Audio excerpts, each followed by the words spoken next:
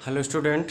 आज हम लोग पढ़ने वाले हैं क्लास 8 का math NCERT book chapter number 2 एक चर वाले रैखिक समीकरण। इस चैप्टर का नाम है एक चर वाले रैखिक समीकरण। तो इसमें आज हम लोग पढ़ने वाले हैं प्रश्नावली 2.2 का पहला सवाल। इससे पहले हमने समीकरणों को हल करना आपको बताया था। आज जो हम बताएंगे इसमें तो समीकरण नहीं दिए रहते हैं, बल्कि आपको सबसे पहले समीकरण बनाना पड़ता है, इसके पश्चात उन समीकरणों को हल करना होता है। समीकरण को हल करने के लिए आपको दो तरीका पहले ही बताया जा चुका है, एक पक्षांतर के द्वारा और दूसरा आपको बताया गया था संतुलन विधि के द्वारा। आइए हम लोग सबसे पहले समीकरण बनाते हैं। देखते हैं, पहला क्वेश्चन था, इसमें लिखा था किसी संख्या में 1/2 घटाने पर, कहा कोई संख्या उसमें 1/2 घटाना है तो हमने 1/2 इसमें से घटा दिया। करा जितना आएगा उसमें 1/2 से गुणा करना है, 1/2 से हमने गुणा कर दिया। करा अब जो आएगा वो बराबर होगा 1/8 के, हमने बराबर लिख दिया 1/8। करा संख्या बताओ क्या होगी। आइए इसको हल करके संख्या निकाल लेते हैं। या x इधर जाएगा, इधर गुणा उधर जाएगा, हो जाएगा भाग, -1/2 बराबर 1/8 और हो जाएगा इधर गुणा इधर भाग हो जाएगा ना, गुणा होने पर इधर जाएगा पलट जाता है, गुणे 2/1, 2 1 कम 2 और 2 चौक 8, तो क्या हो जाएगा बराबर 1 कितना है ये 4।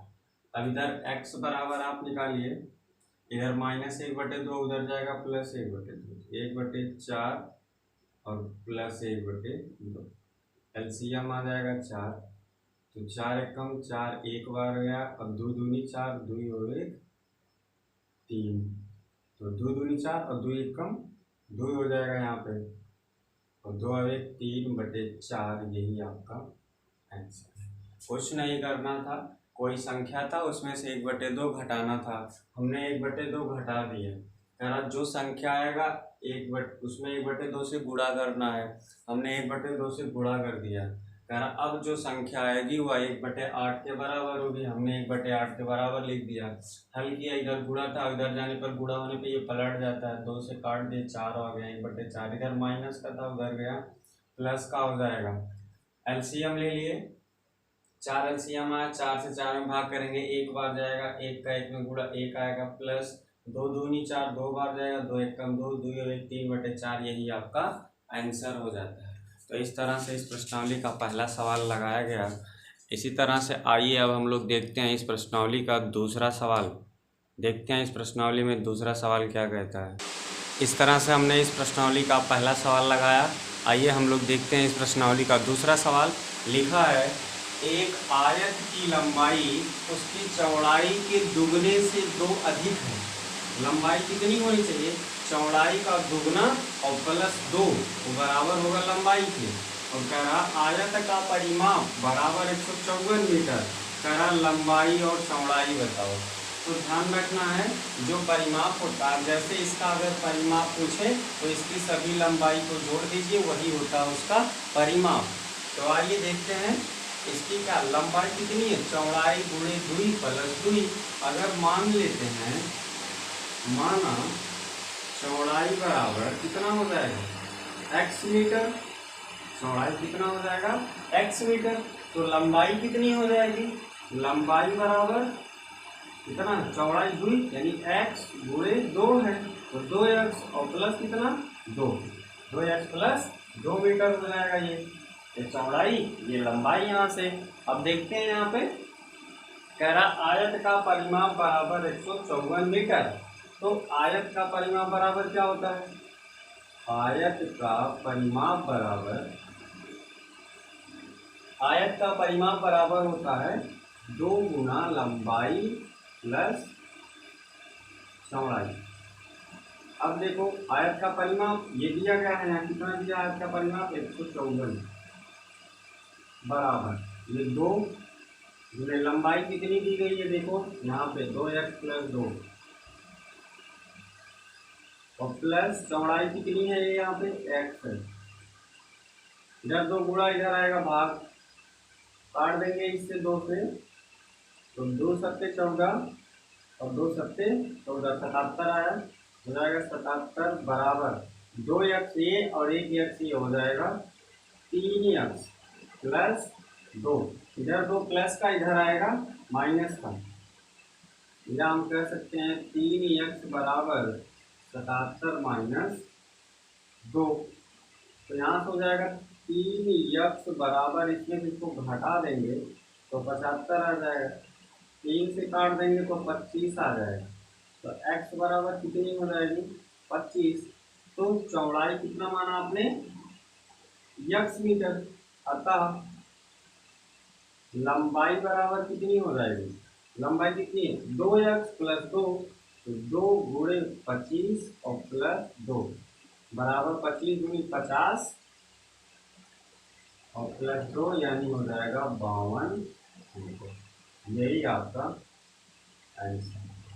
तो देखिए इस सवाल को हम लोग समझ लें एक बार, फिर से एक बार हम सवाल को रिपीट कर रहे हैं। कह रहा था एक आयत है जिसकी लंबाई उसकी चौड़ाई के दुगने से 2 मीटर अधिक है। यदि आयत का परिमाप 154 मीटर है तो लंबाई और चौड़ाई बताइए। तो माना चौड़ाई कम थे तो माना चौड़ाई x मीटर है और लंबाई कितनी हो जाएगी इस हिसाब से, चौड़ाई का दुगना यानी 2x और प्लस 2 मीटर, तो लंबाई हो गई। कह रहा था आयत का परिमाप दिया है 154 मीटर, तो आयत का परिमाप बराबर होता है 2 गुने लंबाई प्लस चौड़ाई, ये होता है। अतः मान रख दिए 154 बराबर 2 गुने, हल किया गया। हल करने के बाद x बराबर 25 आया। अब जब x बराबर 25 यानी चौड़ाई आ गई 25 मीटर, तो लंबाई कितना 25 गुणे 2 प्लस 2, 25 गुना 50, 2 52 मीटर। इस तरह से इस प्रश्नावली का दूसरा सवाल लगाया गया। आइए हम लोग देखते हैं इस प्रश्नावली का तीसरा सवाल।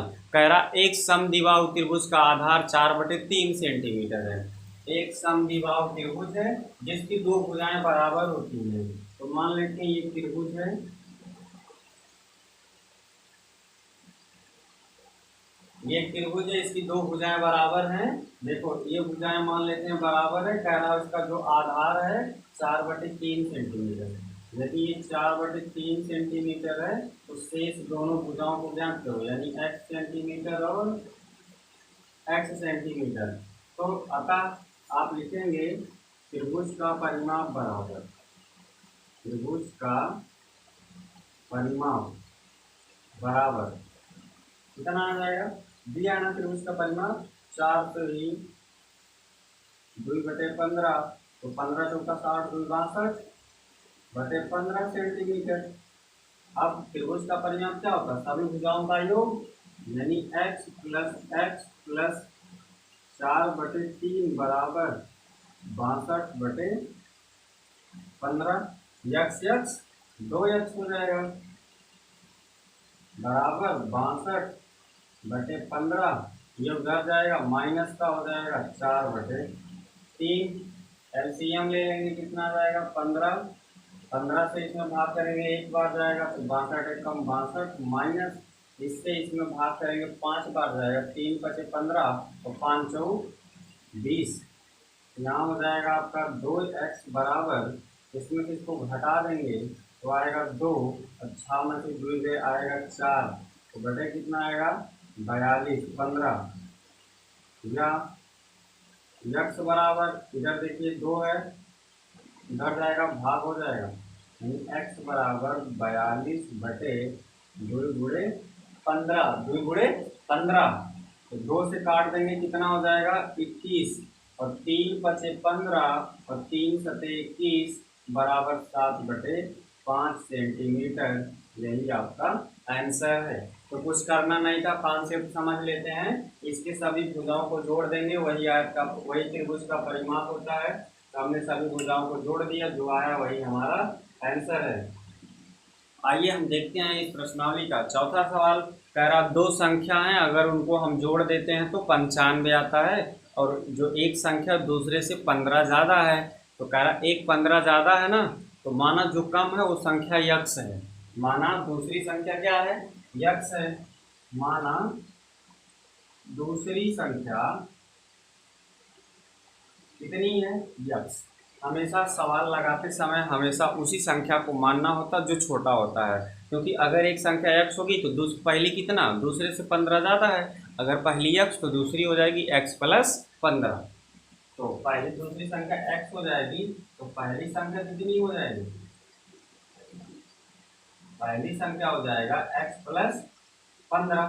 अब कह रहा है दोनों को जोड़ेंगे तो कितना आएगा, 95। तो दोनों को जोड़ देते हैं, x+15 बराबर 95। अब x 2x बराबर उधर जाएगा माइनस हो जाएगा, 95 - 15 बराबर 5 में से 5 गए 0, 9 में से 1 गए 8, 80 हो जाएगा। तो 2x बराबर कितना हो जाएगा, 80। 2 से काट देंगे कितना आ जाएगा, 40। 2 से काट देंगे कितना है x का मान, 40। और x बराबर क्या है, x बराबर दूसरी संख्या है। अतः दूसरी संख्या बराबर कितनी हो जाएगी, दूसरी संख्या बराबर हो जाएगी x यानी 40 सेंटीमीटर। और पहली कितनी हो जाएगी, कह रहा है 40 + 15 बराबर हो जाएगा 55 सेंटीमीटर। ये आपका हो जाता है।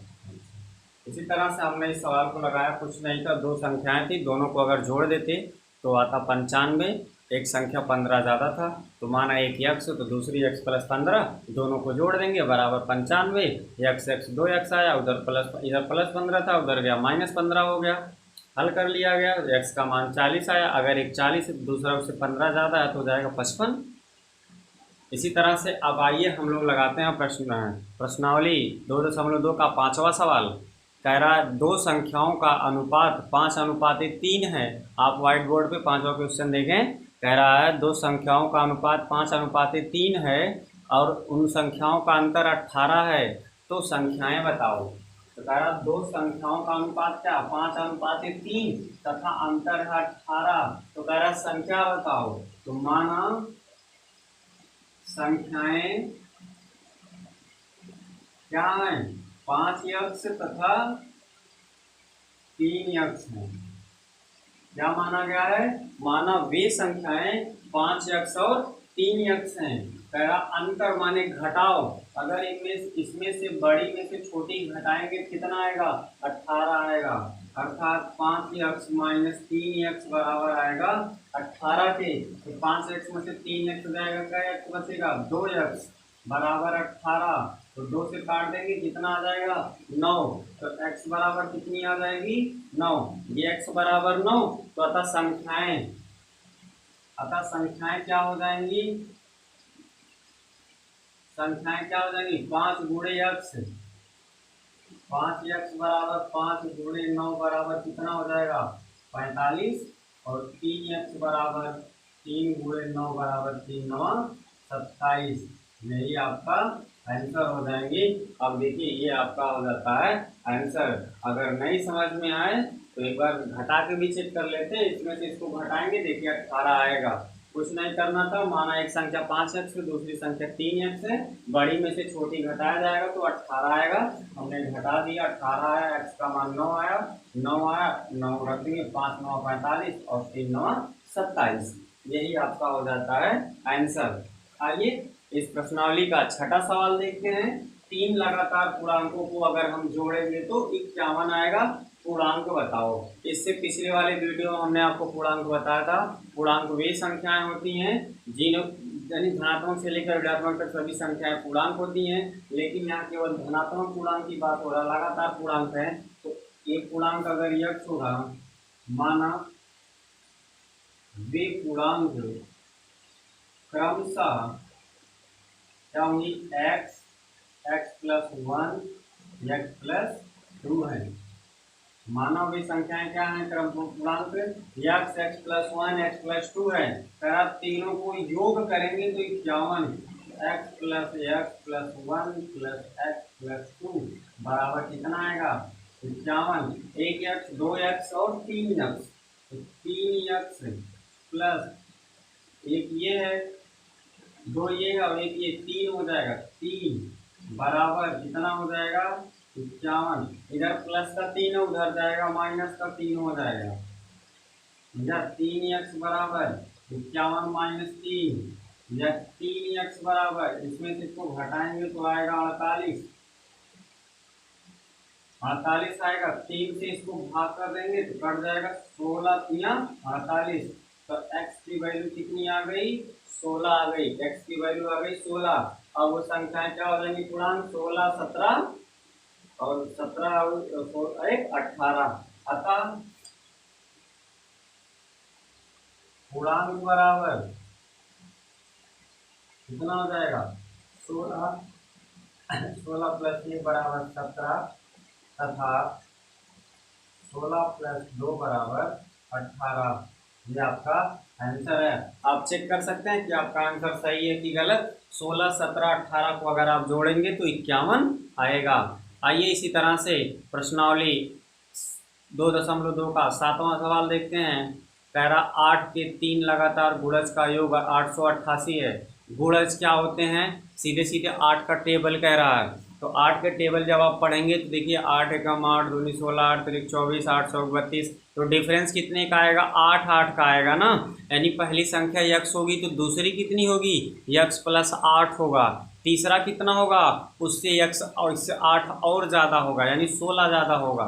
आइए देखते हैं, 8 के 3 लगातार गुणज है ना। जैसा गुणज का मतलब होता है 8 16, 8 2 16, 8 3 24, 8 सौ 32, ऐसे होता है। देखिए इसमें से इसको घटाएंगे तो 8 आएगा, इसमें से इसको घटाएंगे 8, इसमें से इसको घटाएंगे तो 8 आएगा। इसी तरह से मानव भी गुणज क्या हो जाएंगे, मानव गुणज बराबर पहला x, दूसरा हो जाएगा x प्लस 8 और तीसरा हो जाएगा x प्लस 8। इसमें तो x प्लस 8 था, इससे 8 और ज़्यादा, तो 8 8 16 हो जाएगा। और तीनों को जोड़ेंगे तो 888। तो जोड़ दीजिए x plus 8 plus x plus 16 बराबर 888। कितना हो जाएगा, 1 2 3 x और 16 और 8 कितना होता है, 24 प्लस 24 बराबर 888। इधर जाएगा माइनस का हो जाएगा, या आप कह सकते हैं 3x बराबर 888 माइनस 24। अब इसमें से इसको घटा देंगे, 3x बराबर 8 में से 4 गए 4, 8 में से 2 गए 6, 8 और यहाँ कितना बच जाएगा 8। अब 3 से इसको काट दीजिए तो x की वैल्यू कितनी आ जाएगी, 3 दूनी 6, 2 8 26, 3 8 24, 3 8 24, 2 26 24, 3 8 24, कितना आ गया 288। तो पहली संख्या कितनी आ गई, 288। ये पहला है 288, तो अगला कितना आएगा। अतः संख्याएं बराबर, संख्याएं कितनी हो जाएंगी, पहला कितना है 288, दूसरा कितना हो जाएगा x प्लस 8, 288 प्लस 8 बराबर 8 8 16, 8 और 1 9 और 2 96। तथा तीसरा कितना होगा 288 प्लस 16 बराबर 8 6 14, 8 और 1 9, 1 10, 2 और 1 3। ये आपका हो जाएगा आंसर। इसी तरह से हमने इसको लगाया 7वें सवाल को, और इस वीडियो का लास्ट सवाल और प्रश्नावली का 8वां सवाल हम लोग देखते हैं। क्या कह रहा है, 3 लगातार पूर्णांकों को में क्रमशः 3 लगातार कोई पूर्णांक हैं, अगर उसमें 2 3 और 4 से गुणा करें और उनको जोड़ें तो आएगा 74। कह रहा पूर्णांक बताइए। माना वे पूर्णांक क्रमशः, माना वे पूर्णांक x प्लस 1 तथा x प्लस 2 हैं। माना वे पूर्णांक क्या हैं, x है, x प्लस 1 है, x प्लस 2 है। अब कह रहा है इनमें 2 3 4 से गुणा कीजिए। पहले में गुणा 2 से तो 2x, दूसरे में गुणा करना किससे, x प्लस 2 3 से ना, तो इसमें गुणा करेंगे तो हो जाएगा 3x प्लस 3। इसमें किसमें से करना है, 4 से, तो हो जाएगा 4x प्लस 4 दूनी 8, 4x प्लस 8। कह रहा इनको अगर जोड़ेंगे योगफल आएगा 74, सबको जोड़ दीजिए बराबर कितना हो जाएगा 74 हो जाएगा। तो इसको एक बार हल कर लेते हैं। तो 2x 3x 5x 5 4 9x plus 3 और 8 11 बराबर 74। ये उधर जाएगा माइनस हो जाएगा। 9x बराबर 74 माइनस 11 घटा देंगे, कितना आएगा? 7 4 में से 1 गए 3 और 7 में से 1 गए 6। तो देखिए 9 से 1 कट जाएगा, 9 1 कम 9 और 9 सते 63। तो x बराबर कितना आ गया? 7। तो x बराबर 7। तो x प्लस 1 बराबर 7 प्लस 1 बराबर 8 और x प्लस 2 बराबर 7 प्लस 2 बराबर 9। यही आपका आंसर है। इस तरह से इस प्रश्नावली का लास्ट सवाल समाप्त हुआ। तो हमने देखा इस प्रश्नावली 2.2 का कुल टोटल हमने 8 सवाल आपको लगा कर दिखाए हैं। आप आगे इस प्रश्नावली में जो 8 सवाल बचे हुए हैं उन लगाने का प्रयास कीजिएगा। यदि सवाल नहीं समझ में आएगा तो इसका नेक्स्ट पार्ट हम नेक्स्ट जो आगे 8 सवाल हैं उसका हम अगले वीडियो में आपको सॉल्यूशन दे देंगे। तब तक के लिए इस वीडियो को 2 बार 3 बार देखें, तब तक देखें जब तक कि ये प्रश्न आपको समझ में ना आ जाएं। मिलते हैं अगले वीडियो में, तब तक के लिए धन्यवाद।